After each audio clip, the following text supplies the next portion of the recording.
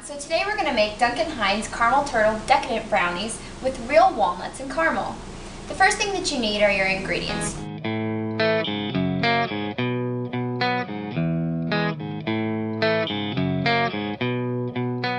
The ingredients obviously are these brownies that I just mentioned. Also 1 egg, 1/4 cup of oil, 1/4 cup of water, and canola oil so you can use it as a cooking spray.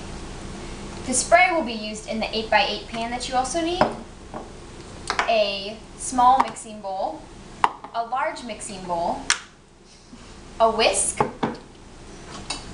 a measuring cup, measuring spoons, and a oven mitt.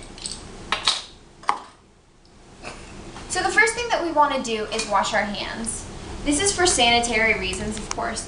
So what you want to do is just sing the happy birthday song twice to just make sure you're thoroughly washing your hands.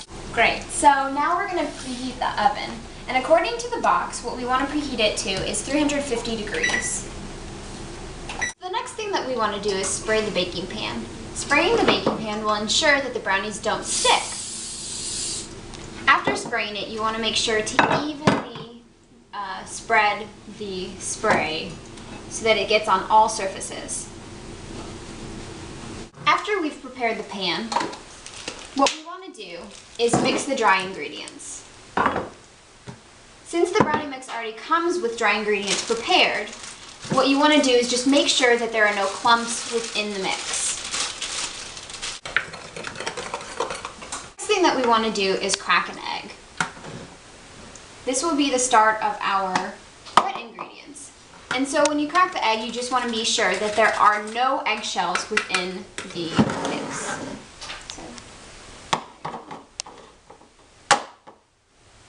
So now what we want to do is whisk the egg, making sure that you get the yolk distributed and broken up. What you want to do is add the oil, which is 1/4 cup of oil, and 1/4 cup of water as well. These are mixing all of the wet ingredients that are needed for the brownie mix. So now you put it into the dry ingredients, and what's recommended on the box is that you stir it less than 50 times or about 50 times, because if you mix it too much, what will happen is that it'll be over-processed, the brownies won't taste as good because it'll just be really flat.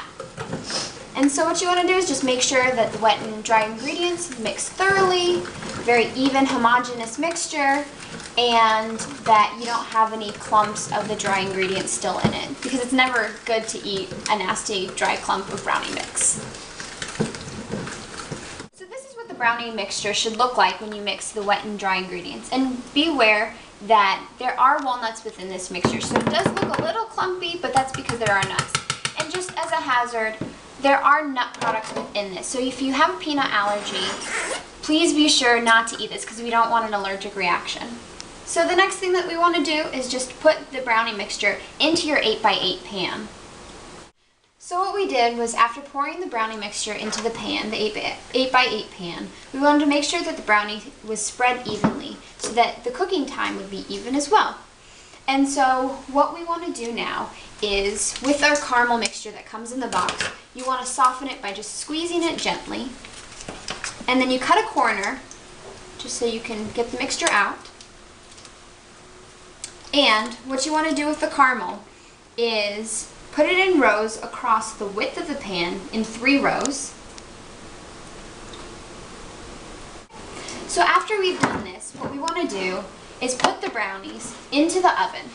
The cooking time for an 8x8 pan is 35 to 38 minutes, while a 9x9 pan is 30 to 33 minutes.